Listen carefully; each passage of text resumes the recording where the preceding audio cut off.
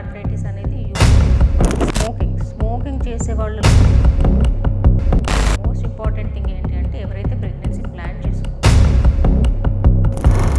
So rheumatoid arthritis ఉన్న వాళ్ళకి చలి వెదర్కి వర్షాకాలం మనకి ఎవరైనా ఫ్యామిలీలో ఎవరికన్నా ఇలాంటి జబ్బులు ఉంటే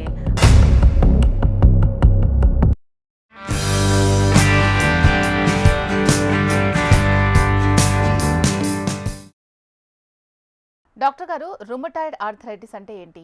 రుమటాయిడ్ ఆర్థరైటిస్ అనేది ఒక ఆటో ఇమ్యూన్ డిసీజ్ అంటారు. అంటే ఈ కండిషన్లో ఏమవుతుందంటే మన ఇమ్యూన్ సిస్టమ్ ఏదైతే మన బ్యాక్టీరియల్ ఇన్ఫెక్షన్స్ రోగ నిరోధక సిస్టమ్ ఉంటుంది కదండి, అది మన ఓన్ జాయింట్స్ని బోన్స్ని సాఫ్ట్ టిష్యూస్ని అటాక్ చేసి దాంతో జాయింట్ పెయిన్స్ వచ్చే కండిషన్ని రుమటాయిడ్ ఆర్థరైటిస్ అంటారు. మరి రుమటాయిడ్ ఆర్థరైటిస్ లక్షణాలు ఎలా ఉంటాయి? ఇది ఎక్కువ రుమటాయిడ్ ఆర్థరైటిస్ అనేది ఎక్కువగా యంగ్ ఫీమేల్స్ అండ్ ఆడవాళ్ళలో ఎక్కువగా కనిపిస్తుందండి. అలాగే కొన్నిసార్లు మనకి ఫ్యామిలీలో ఎవరికన్నా ఉంటే మనకి వచ్చే అవకాశం కొద్దిగా ఎక్కువ ఉంటుంది. దీంతో పాటు ఎన్విరాన్మెంటల్ ఫ్యాక్టర్స్ కొన్నిసార్లు ఏదైనా ఇన్ఫెక్షన్ వచ్చిన తర్వాత లేకపోతే ఎక్కువ స్మోకింగ్ చేసిన ఇట్లాంటి వాళ్ళకి రిస్క్ ఫ్యాక్టర్స్ అనేది ఎక్కువ ఉంటుంది జబ్బు రావడానికి.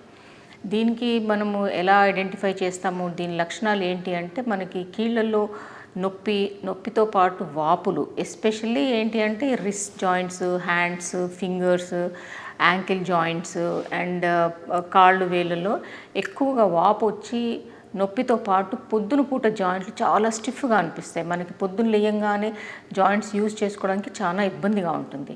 ఈ నొప్పి స్టిఫ్నెస్ ఇవన్నీ మనం రోజు అలా గడుస్తున్న కొద్దీ మనం జాయింట్స్ యూజ్ చేస్తున్న కొద్దీ మనకి ఈ సిమ్టమ్స్ అన్నీ తక్కువ అవుతాయి.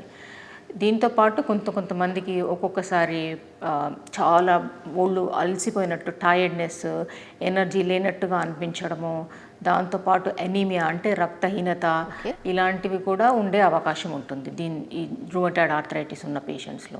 ఈ రుమటాయిడ్ ఆర్థరైటిస్ని ముందుగానే గుర్తించవచ్చా? దీన్ని ముందుగా ఎలా గుర్తించాలి అంటే మనకి ఎవరైనా ఫ్యామిలీలో ఎవరికన్నా ఇలాంటి జబ్బులు ఉంటే మనకి ఏమైనా సిమ్టమ్స్ వచ్చితే లైక్ జాయింట్స్లో వాపులు కానీ లేకపోతే పొద్దున పూట లేచినప్పుడు చాలా స్టిఫ్నెస్ ఉన్నప్పుడు కానీ, అది కూడా యంగ్ పేషెంట్స్లో కొన్నిసార్లు పోస్ట్ డెలివరీ తర్వాత ఆడవాళ్ళలో ఇలాంటివి ఎక్కువ వచ్చే అవకాశం ఉంటుంది. సో ఇలాగ ఈ సిమ్టమ్స్ ఏదన్నా ఉంటే మనము డాక్టర్ దగ్గరికి వెళ్ళి చూపించుకొని ఇదేనా కాదా కన్ఫర్మ్ చేసుకుని అప్పుడు ట్రీట్మెంట్ అవసరం లేదా వాళ్ళు చెప్తారు. ఈ రుమటాయిడ్ ఆర్థరైటిస్ కూడా వంశపారంపర్యంగా వచ్చే అవకాశాలు ఎక్కువగా ఉంటాయా? మనకి ఎవరికన్నా ఫ్యామిలీలో ఇది హిస్టరీ ఉంటే మనకి రావడానికి ఎక్కువ రిస్క్ ఉంటుంది. బట్ కొన్నిసార్లు మెజారిటీ ఆఫ్ ద టైమ్స్ ఏం ఫ్యామిలీ హిస్టరీ లేకుండా కూడా మనకి ఇది వచ్చే అవకాశం ఉంటుంది. రైట్. మరి ఈ సమస్యకు ట్రీట్మెంట్ ఎలా ఉంటుందంటారు? ట్రీట్మెంట్ అనేది మనకి జబ్బు ఎంత సివియర్గా ఉంది, దానివల్ల మనకి ఎంత ఇబ్బంది ఉండేదాన్ని బట్టి మనం ట్రీట్మెంట్ డిసైడ్ చేస్తాం. సో మనం ఎవరికైనా రుమటాయిడ్ ఆర్థరైటిస్ ఉంది అని మనం సస్పెక్ట్ చేసినప్పుడు ఏం చేస్తాము, వాళ్ళకి జాయింట్స్ అన్నీ ఎగ్జామిన్ చేసి ఎంత సివియర్గా ఉన్నాయి సిమ్టమ్స్, దాంతోపాటు కొన్నిసార్లు బ్లడ్ టెస్ట్ కానీ స్కాన్ కానీ ఎక్స్రే కానీ కూడా చేసే అవకాశం ఉండొచ్చు. ఇవన్నీ చేశాక మనకి జాయింట్స్ ఈ ప్రాబ్లం ఎంత సివియర్గా ఉందని తెలుస్తుంది. దాన్ని బట్టి మనము ట్రీట్మెంట్ ఏమి చేయాలనేది డిసైడ్ చేస్తాం. ఈ ట్రీట్మెంట్లో కూడా మెడిసిన్స్తో పాటు ఓన్లీ మెడిసిన్స్ కాకుండా దీంతోపాటు ఫిజియోథెరపీ అంటే మన జాయింట్స్ మూమెంట్స్ ఇంప్రూవ్ చేసుకోవడానికి ఫిజియోథెరపీ ఎక్సర్సైజెస్ ఇవన్నీ కంపల్సరీ చేసుకోవాలి. ఓన్లీ మెడిసిన్స్ వేసుకుంటే మూమెంట్స్ ఇంప్రూవ్ అవ్వవు. దాంతోపాటు ఎక్సర్సైజ్ కూడా కంపల్సరీ చేసుకుంటే మనకి తొందరగా రికవర్ అవ్వడానికి హెల్ప్ చేస్తుంది. ఎవరైతే రుమటాయిడ్ ఆర్థరైటిస్తో బాధపడుతూ ఉంటారో వాళ్ళు ఎటువంటి ఆహారాలు తినాలి, అలాగే ఎటువంటి ఆహారాలు తీసుకోకూడదు? సో మనకి జనరల్గా కూడా ఆర్థరైటిసే కాకుండా ఏ హెల్త్ ఇష్యూ ఉన్నా కూడా ఫస్ట్ థింగ్ ఏం చెప్తాం మనము, ఫిజికల్ యాక్టివిటీ. అంటే మనం ఎంత ఫిజికల్గా ఫిట్గా ఉండాలి, ఓవర్ వెయిట్ లేకుండా అండర్ వెయిట్ లేకుండా రెగ్యులర్గా ఎక్సర్సైజ్ చేసుకోవాలి, ఆరోగ్యమైన ఆహారం తినాలి. అంటే ఎక్కువ జంక్ ఫుడ్, డీప్ ఫ్రై చేసిన ఫుడ్స్ అట్లాంటివి అవాయిడ్ చేసుకోవడము, ఈవెన్ నట్స్, సీడ్స్, గింజలు అట్లాంటివన్నీ కూడా ఇంక్లూడ్ చేసుకోవాలి. ప్రోటీన్ కూడా మన డైట్లో అడిక్వేట్గా ఉందో లేదో చూసుకోవాలి. దీంతోపాటు ఫ్రూట్స్, వెజిటబుల్స్ అలాంటివి ఎక్కువగా ఉండేటట్టు చూసుకోవాలి. ఇంకొక ముఖ్యమైన విషయం ఏమిటి అంటే వాటర్ కూడా అడిక్వేట్గా తీసుకోవాలి. అప్పుడు మనకి ఓవరాల్ హెల్త్ ఇంప్రూవ్ కావడానికి హెల్ప్ చేస్తుంది. థర్డ్ మోస్ట్ ఇంపార్టెంట్ థింగ్ ఏంటంటే స్ట్రెస్ ఉన్నప్పుడు ఇలాంటి జబ్బులన్నీ ఎక్కువ అవ్వడానికి అవకాశం ఉంటుంది. సో మనం స్ట్రెస్ తీసుకోకూడదు అని చెప్తే అది పాసిబుల్ కాదు. ఎందుకంటే మనం చేసిన ఉద్యోగాలు కానీ సరౌండింగ్స్ కానీ బట్ అందరికీ స్ట్రెస్ ఉంటుంది ఇవాళ రేపు. సో మనం స్ట్రెస్ మేనేజ్ ఎలా చేయాలనేది నేర్చుకుని స్లీప్ ఒకటి important. Sleep 7 to 8 hours good night sleep ఉండాలి. దీంతోపాటు మనం ఇంకోటి గుర్తుపెట్టుకోవాల్సింది ఏంటంటే స్మోకింగ్ చేసే వాళ్ళలో ఆర్థరైటిస్ వస్తే వాళ్ళకి జాయింట్లో డ్యామేజ్ ఎక్కువగా ఉంటుంది స్మోకింగ్ చేయని వాళ్ళతో కంపేర్ చేస్తే. సో మనకి basically healthy life style, good sleep, stress manage చేసుకోవడము అండ్ స్మోకింగ్, ఆల్కహాల్ లాంటివి ఏమన్నా ఉంటే అవి మానేసుకుంటే మనకి అవుట్కమ్ బెటర్ ఉంటుంది. చాలామంది ఈ సమస్యతో బాధపడేవారు ప్రెగ్నెన్సీని ప్లాన్ చేసుకోవచ్చు అంటారా? సో ఇందాక చెప్పినట్టుగా ఈ రుమటాయిడ్ ఆర్థరైటిస్ అనేది యూజువల్గా ఆడవాళ్ళలో ఎక్కువ వస్తుంది. అది కూడా 20 to 50 ఇయర్స్ మధ్యలో ఎక్కువగా కనిపిస్తుంది అనమాట. సో మనము ప్రెగ్నెంట్ కావచ్చు, కాకపోతే మనకి జబ్బు కంట్రోల్లో ఉన్నప్పుడు ప్రెగ్నెంట్ అవుతే మనకి కాంప్లికేషన్స్ వచ్చే అవకాశం తక్కువ ఉంటుంది. అలాగే కొన్ని మందులు ప్రెగ్నెన్సీ ఉన్నప్పుడు యూజ్ చేయడానికి ఉండదు. సో మోస్ట్ ఇంపార్టెంట్ థింగ్ ఏంటి అంటే ఎవరైతే ప్రెగ్నెన్సీ ప్లాన్ చేసుకుంటున్నారో వాళ్ళ డాక్టర్తో డిస్కస్ చేసుకుని ఏదైనా బేబీకి హార్మ్ చేసే మందులు ఉంటే అవి 3 నెలల ముందర ఆఫ్ చేసుకుని అప్పుడు ప్రెగ్నెన్సీ ప్లాన్ చేసుకుంటే మనకు కాంప్లికేషన్స్ రాకుండా ప్రివెంట్ చేసుకోవచ్చు. సెకండ్ థింగ్ ఏంటి అంటే కొన్నిసార్లు డెలివరీ అయిపోయాక ఈ సిమ్టమ్స్ అన్నీ ఎక్కువ అయ్యే అవకాశం ఉండొచ్చు, అంటే ఫ్లేర్ అప్ వచ్చే అవకాశం ఉండొచ్చు. కాబట్టి డెలివరీ అయిపోయాక మళ్ళీ ఒకసారి డాక్టర్ దగ్గర చూయించుకుని ఫ్లేర్ అప్ వస్తే ఇమ్మీడియట్గా ట్రీట్మెంట్ మళ్ళీ ఏమైనా చేంజ్ చేసుకోవాలా లేదా కూడా మనము ఆలోచించుకోవాలి.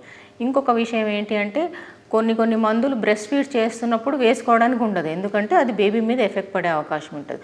సో ఇవన్నీ ప్లాన్ చేసుకుని మీరు చేసుకుంటే కాంప్లికేషన్స్ వచ్చే అవకాశం తక్కువ ఉంటుంది. చాలా మందిలో కాళ్ళల్లో వాపులు, నొప్పి ఇలాంటి లక్షణాలు ఉన్నవాళ్ళు ఏ డాక్టర్ని ఎప్పుడు కలిస్తే మంచిదంటారు?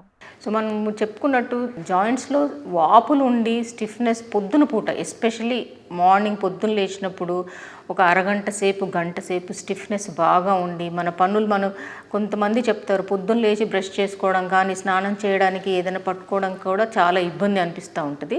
ఇలాంటి వాళ్ళు మనం తొందరగా రుమటాలజిస్ట్ డాక్టర్ని చూసి వాళ్ళతో పరీక్ష చేయించుకొని రుమటాయిడ్ ఆర్థరైటిస్ ఉంది అని కన్ఫర్మ్ చేస్తే ఎంత తొందరగా ట్రీట్మెంట్ స్టార్ట్ చేసుకుంటే మీకు అంత తొందరగా ఇంప్రూవ్మెంట్ వచ్చి కాంప్లికేషన్స్ వచ్చే అవకాశం తక్కువగా ఉంటుంది.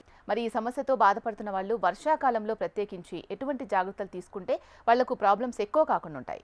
సో రుమటాయిడ్ ఆర్థరైటిస్ ఉన్న వాళ్ళకి చలి వెదర్కి, వర్షాకాలము ఇలాంటి సీజన్స్లో పెయిన్స్ ఎక్కువ అయ్యి స్టిఫ్నెస్ ఎక్కువ అయ్యే అవకాశం ఉంటుంది. ఫ్లేర్ అప్ వచ్చే అవకాశం కూడా ఈ సీజన్లో ఎక్కువ ఉంటుందండి. సో వీళ్ళు ఏం చేయాలి అంటే మన జాయింట్స్ ఎప్పుడు వామ్గా ఉండాలి. చలి వెదర్లో వెళ్ళినప్పుడు కొంచెం బాగా కవర్ చేసుకుని వెళ్ళడము, ఎక్కడన్నా ఒక జాయింట్లో 2 జాయింట్లో నొప్పి వస్తే అక్కడ లోకల్గా ఏదైనా ఆయింట్మెంట్ రాసుకుని హాట్ ప్యాక్ పెట్టుకుని మన బాడీ టెంపరేచర్, కోర్ టెంపరేచర్ వామ్గా ఉండేటట్టు చూసుకుంటే రెయినీ సీజన్లో మనము ఫ్లేరప్స్ రాకుండా ప్రివెంట్ చేసుకోవచ్చు. ఇంకొకటి ఏంటి అంటే ఈ చలికాలంలో రెయినీ సీజన్లో ఏంటి అంటే సన్ ఎక్స్పోజర్ తక్కువ ఉంటుంది మనకి. సో సన్ ఎక్స్పోజర్ తక్కువ ఉండడం వల్ల విటమిన్ డి డెఫిషియన్సీ చాలా ఈజీగా వచ్చే అవకాశం ఉంటుంది. విటమిన్ డి డెఫిషియన్సీ ఉంటే కూడా జాయింట్ పెయిన్స్ అవన్నీ ఎక్కువ అయ్యే అవకాశం ఉంటుంది. సో మనకి ఎప్పుడైనా విటమిన్ డి డెఫిషియన్సీ తక్కువ ఉందని మనకి ఏమైనా అనుమానం వస్తే అది చెక్ చేసుకుని దాని రిపోర్ట్ బట్టి మనకు సప్లిమెంట్స్ అవసరమా లేదా చూసుకుని అవి సప్లిమెంట్ చేసుకుంటే బెటర్. ఓకే, రుమటాయిడ్ ఆర్థరైటిస్ని కంట్రోల్ చేయడానికి ఏమైనా ఎక్సర్సైజెస్ కానీ యోగాసనాలు కానీ ఉంటాయంటారా? స్ట్రెస్ అనేది ఇవాళ రేపు అందరికీ కామన్ అయిపోయిందండి. సో చాలా మనకి వేరియస్ ఆప్షన్స్ ఉంటాయి స్ట్రెస్తో డీల్ చేసుకోవడానికి. ఓకే, కొంతమందికి పెయింటింగ్ చేస్తే స్ట్రెస్ తక్కువ అంటారు, కొంతమంది మ్యూజిక్ వింటే స్ట్రెస్ తక్కువ అవుతుంది, కొంతమంది డ్యాన్స్ చేస్తారు. So there are various options. దాంతోపాటు మనకి yoga, deep breathing exercises, meditation ఇవన్నీ కూడా మనకి scientifically proven to reduce stress. So ఇలాంటివి మీరు యోగా చేశారనుకోండి, అప్పుడు మీకు స్ట్రెస్ రిలీఫింగ్కి హెల్ప్ చేస్తుంది, మీ జాయింట్ మొబిలిటీ ఇంప్రూవ్ చేయడానికి కూడా హెల్ప్ చేస్తుంది. సో ఇలాంటివి కంపల్సరీ చేసుకుంటే మీకు బెటర్. మీరు అరిట్ హాస్పిటల్స్లో కన్సల్ట్ చేస్తే మీకు అవసరమైన పరీక్షలు చేసి ట్రీట్మెంట్ అవసరమైతే మనం స్టార్ట్ చేస్తాము.